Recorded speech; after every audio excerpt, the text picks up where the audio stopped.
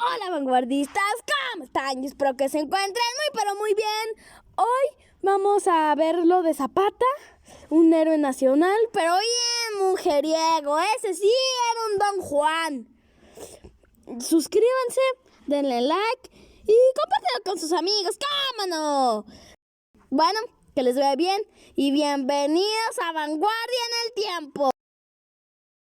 La ramplona singularidad con que se juzgan todas aquellas figuras centrales que van construyendo la historia de una nación es un método muy escueto de calificar su trascendencia. Al apreciar sus fotografías o las frías monografías escolares de papelería, lucen indolentes, inoloros e insípidos. No nos dicen nada de ellos. Los sesgos son muy grandes. Jamás nos imaginaríamos que existieron personas en sus vidas, hijos, esposas, amigos, que de manera indirecta incidieron con su influencia los actos de estos próceres que le dieron rumbo a las naciones. Caso concreto es el del general Emiliano Zapata Salazar, héroe de la Revolución Mexicana y referente internacional de las luchas obreras en la búsqueda por la justicia laboral. Emiliano Zapata fue un agricultor de clase media, nacido en la región morelense de Villa de Ayala, justo en un villorrio llamado Anenecuilco, que en etimología náhuatl significa lugar donde el agua se arremolina. Nieto de un excombatiente insurgente durante la Guerra de Independencia e hijo de unos propietarios de pequeñas parcelas, Gabriel Zapata y Cleofa Salazar. A los 16 años queda huérfano, individuo frío, de carácter fuerte, mirada melancólica y callado, pero cuando hablaba se hacía escuchar, con mayor frecuencia en pro de su gente del pueblo de Anenecuilco, jornaleros que vivían en una condición de semiesclavitud. Cuando estalla la revolución antiporfirista en 1910, siendo representante del consejo de su aldea, con un caballo prestado y un puñado de seguidores, se lanza a la bola, hasta ser designado por los suyos con el más prestigioso grado de líder supremo del Ejército Libertador del Sur, protector incondicional de todas las comunidades campesinas sureñas de la nación. Emiliano Zapata, con su generalizada popularidad, colocó el estereotipo de charro en un escaparate muy alto. Todo el tiempo vestía sobresaliente, sombrero de gran ala a 3 pieles, hermosa cabalgadura. Una vez, con la venta de una buena cosecha de sandías, compró una fina silla piteada de montar que adoraba. Se sentía muy orgulloso por su bigote poblado. Era un imán para las personas, pero su gran debilidad de por vida fueron las mujeres. Era un enamoradizo y mujeriego. A pesar de que innumerables fuentes tendenciosas en sus afanes revisionistas han asumido colgarle el mote de homosexual al libertador oriundo de Anenecuilco, la realidad registra lo contrario. Y no es casualidad. Milito, como le decían en su comunidad, tuvo innumerables relaciones con señoritas de diferentes lares. Ningún historiador se pone de acuerdo en la cantidad exacta de conexiones con damas. A bien, algunas de las que conocemos son Petra Portillo Torres, con quien tuvo una niña llamada Ana María, la que llegó a ser un importante e influyente político hasta su muerte en 2010. Inés Alfaro es otra compañera, al igual que María Sáenz Ugalde, con la que procreó una niña y 2 niños, de los que solo se logró Luis Eugenio Zapata, hijo que destacó como ingeniero y abogado. Otra es Luisa Merino. También Agapita Sánchez. Tuvo con Emiliano la niña que llamaron Carlota. Con Matilde Vázquez tuvieron a un niño. María Georgina Piñeiro fue también su compañera, quien murió trágicamente por quemaduras ocasionadas de un incendio provocado a su choza que inició otra amante celosa. No obstante, su legítima esposa fue siempre Josefa Espejo, que a colación, cuando se casaron, Francisco y Madero fungió como padrino de bodas. Casi con todas engendró crías, asumiendo toda responsabilidad con ellos y sus madres en todo momento. Georgina Zúñiga, por su parte, la Goyita o la Chinaca, como le decía Zapata por su rizado cabello, pudo haber sido su compañera la que él quiso con mayor intensidad. Georgina nació en Tepalcingo, Morelos, en 1895, en el seno de una familia pobre como lo eran casi todas las familias jornaleras en el Valle de Morelos en esa época. Su padre era vaquero y caporal, irónicamente, en la hacienda de Chinameca. La Goyita tenía una hermana gemela llamada Luz y otros 6 hermanos, en total 8, 4 hombres y 4 mujeres, que vivían en Cuilamula, en una casa muy humilde de la Sierra Sur de Morelos, sembrando maíz y frijol de temporal y acarreando leña para venderla. No fueron a la escuela, pero sabían leer y escribir, porque hasta eso su madre, doña Julia, le ponía a sus hijos profesores que iban a su casa a enseñarles lo elemental. Goyita se autodenominaba una ranchera buena para montar a caballo. Ella era muy católica, se encargaba de barrer el templo, arreglar y limpiar las imágenes de la Virgen y los santos, e iba a escuchar misa a rezar mucho. Ella era muy bonita y acuerpada.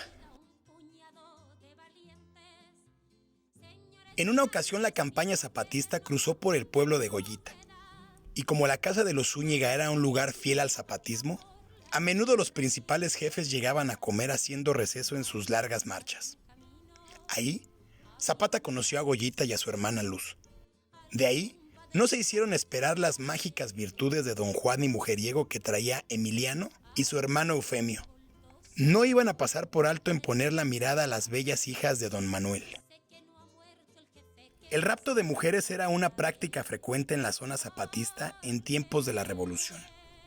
Las mujeres se convirtieron en los blancos predilectos. Eran un motín codiciado. La práctica consistía en que el hombre hablaba con los padres de la joven y llegaban a un acuerdo. Si no era posible casarse, porque Zapata ya lo estaba, el hombre debía comprometerse a proveer a la mujer poniéndole casa, garantizar su sustento y el de los hijos, así como ayudar materialmente a la familia. Total que Zapata le echó el ojo primero a Luz Zúñiga, a la que le decían de cariño la vieja, la hermana gemela de Goyita. Todo sucedió la tarde-noche de un 15 de septiembre. Varios hombres del cuartel general emborracharon a discreción a don Manuel, el padre, para que no se diera cuenta y así Zapata se llevara a Luz. Todo se consumó de esa manera. Transcurrieron escasos meses y desafortunadamente las cosas no salieron bien para la pareja.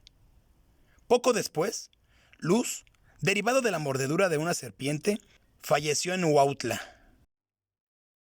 Al paso del tiempo, Zapata, como pudo, hizo las paces con don Manuel Zúñiga y doña Julia para regresar a su casa. Con el pretexto de abastecer a las tropas y de pasadita, maquiavélicamente llevarse esta vez a Georgina. Tendría algunos 17 años y a Zapata también le había gustado mucho. De voz de Goyita sabemos que Zapata le dijo, el día que se fueron juntos a principios de 1912, «No, Goyita, no me voy de aquí hasta no llevarme el consuelo. Es feo, pero quiero que tú quedes en lugar de Luz». Goyita se emberrinchó y se puso como diablo, pero al final de cuentas se fueron juntos a hacer vida.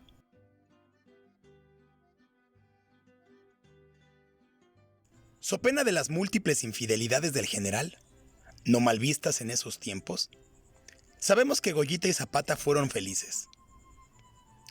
Refirió Goyita en una entrevista que le hicieron en la década de los 70s: «Me enamoró y ya. Me fui con él. Tuvimos 3 niños, 2 niños, los que murieron, y una niña, María Luisa. Ahí anduve con él. Me hizo mi casa en Cuilamula. No me pagó mal el amor. Vivimos muy bien. Me puso hasta teléfono. Estaba yo muy bien». Goyita estuvo con él en momentos importantes del proceso, como por ejemplo en el pacto de Xochimilco y la toma de Palacio Nacional. Cuando los generales Francisco Villa y Emiliano Zapata entraron desfilando a Ciudad de México con 50,000 soldados de las 3 armas para instalar al presidente Eulalio Gutiérrez en la toma de su administración. Tiempo después la situación se transformó tornándose crítica. Una vez que la División del Norte de Pancho Villa, su principal aliado, fue derrotada en la primavera de 1915, el Ejército Libertador del Sur sufrió escasez incapacitante de armamento, cual fue la razón de irreparables derrotas consecutivas, aunado a la sequía que ocasionó hambruna. las regiones zapatistas fueron asediadas por las tropas carrancistas de Pablo González e inició una guerrilla de exterminio en las entidades sureñas pilares del zapatismo, concretamente en la aldea de Villa de Ayala, Morelos. Producto de ello, paulatinamente los aliados de Zapata fueron eliminados, siendo uno de ellos el ideólogo orgánico del zapatismo y compadre de Emiliano, el maestro Otilio Montaño, redactor del Plan de Ayala. Por consiguiente, las compañeras y las familias de Milito fueron perseguidas en cacería, viéndose en la necesidad de huir a lugares tan recónditos como las Cañadas Serranas. Para inicios de 1919 el zapatismo se encontraba en decadencia. Venían de derrota en derrota. No tenían armas para combatir y sus aliados estaban siendo aniquilados o ya habían desertado al movimiento. En su desesperación, Zapata comenzó una búsqueda precipitada por conseguir armamento, entrelazando alianzas con desertores del carrancismo que ayudaran a reforzar el debilitado Ejército Libertador del Sur.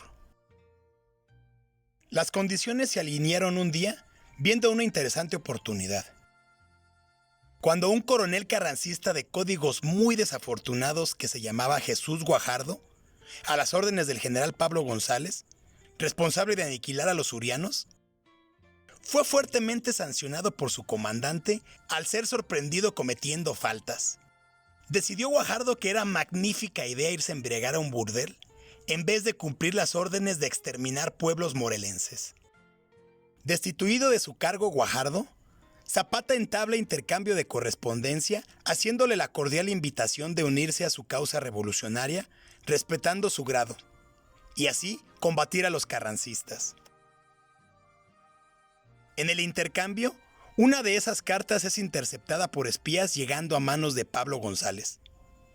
Con vileza el general va a usar a Guajardo para tenderle una trampa a Zapata, haciéndole creer que Guajardo se pasaría del lado revolucionario, proporcionándole de pertrechos y suministros de guerra de las que tanto carecían los surianos, y ganándose su confianza, atentar sobre su vida. Guajardo toma plazas sin gran resistencia y fusila a excompañeros para acercarse más a Zapata y ganarse su confianza. Así, Pablo González diseñó los pormenores de un atentado maestro sobre la vida de Zapata. Se vería con Guajardo el 10 de abril de 1919 en la hacienda de Chinameca, a las proximidades de Villa Ayala. Se le haría creer a Zapata que dentro de la explanada, Jesús Guajardo obsequiaría un cargamento de municiones y armas para reanudar la guerra y seguir combatiendo al gobierno de Carranza. Está por demás decir que la cobardía mercenaria del cretino de Guajardo lo llevó a aceptar fácilmente, y sin titubeos, ser el señuelo homicida del subversivo Atila Sureño. Gregoria Zúñiga la Goyita, para esa primavera de 1919, era la mujer en turno que compartía lecho y sustento en campañas con el caudillo. Ella vio todo el desarrollo de la trampa e intuyó en todo momento que una vendetta amenazaba la vida de su marido, como ella se refería a Milito. Sellando la deleznable alianza, generando un supuesto ambiente confiable entre jefes, Guajardo obsequia a Zapata un caballo alazán, el As de Oro. Por ahí del 8 de abril, Zapata invitó a cenar a Guajardo en sus terruños, con la finalidad de organizar el intercambio del arsenal. Pero se excusó diciendo que tenía cólicos por la bilis derramada de la fuga de un jefe carrancista que acechaba la zona. Puro cuento, eran excusas porque Guajardo se cuidó con recelo de un probable envenenamiento. Zapata Salazar lo citó a verse en el barrio de Guadalupe, a las puertas de la iglesia de San Martín. Montó su caballo cargando gentilmente un jarrito que contenía un té que aliviara los cólicos de Guajardo, que Goyita por órdenes de su hombre le hirvió. Goyita no estaba tranquila, así que sin que la viera Zapata, pa' que no la fuera a regañar, lo siguió hasta donde se encontró con Guajardo pa' orejear. Guajardo, por su parte temeroso del remedio, se negó a tomarlo rotundamente. Fue grosero, hecho que Zapata le molestó en exceso. Le pidió enérgicamente que se arreglara, ya que se verían en Chinameca a la mañana del siguiente día. A lo cual, Guajardo aclaró que él no iba a ir. A bien, Sus hombres tenían la consigna de cumplir cabalmente con el trato. Y sin más, con un apretón de manos se despidieron. Y tanto Georgina, sin ser detectada, como Zapata, por su lado, cada quien regresaron a su morada. En su choza, el caudillo no cachó a su mujer que lo espiaba, y ella, tan mortificada, le volvió a insistir no asistir. Presagiaba una emboscada. Mira, Emiliano, aunque sea de algo te he de servir. Ya me ves mocosa, pero tengo entendimiento. No vayas al encuentro. No le dio tal importancia. Zapata tenía muy claro que al otro día estaría puntual en Chinameca recibiendo. Las últimas horas de esa noche las pasaría conversando con su Goyita, dos de sus hermanas, abrazado a su bebé María Luisa. Lo quisieron detener entre todas, naturalmente sin éxito. Aludió. No, ahora no es tiempo de dormir, ahora es tiempo de andar. Y en eso de la 1 de la mañana partió a Chinameca. No durmió esa noche. Antes de abandonar la choza de Tepalcingo, a la cual jamás tuvo retorno, Zapata acordó con su querida Gregoria. Lo sabemos de su propia voz. Mira, Goyita, te vas allá, donde nos vimos aquella vez en el cerro de buenas y de malas. No se lo comuniques a nadie, solo tú y yo lo sabemos. A tu mamá sí dile. Nos vamos nosotros a la vida privada por espacio de unos días o un mes. Saca de la covacha del pozo de tu madre en Tepalcingo nuestros ahorros. Nos encontramos donde nos vimos aquella vez en el camino que hace cruz del Quebrantadero a San Miguel. Ahí, sin falta, acudió Goyita. Acompañado de su padre, le daría la noche esperando en aquel sitio a su amado. Jamás llegaría Emiliano. La mañana del 10 de abril de 1919, sobre el lomo de su nuevo alazán, el haz de oro, obsequio de su verdugo, caería acribillado en medio de un delirio de balazos el hombre que hasta la fecha ha sido el más querido en la historia del estado de Morelos, y su patíbulo, Chinameca.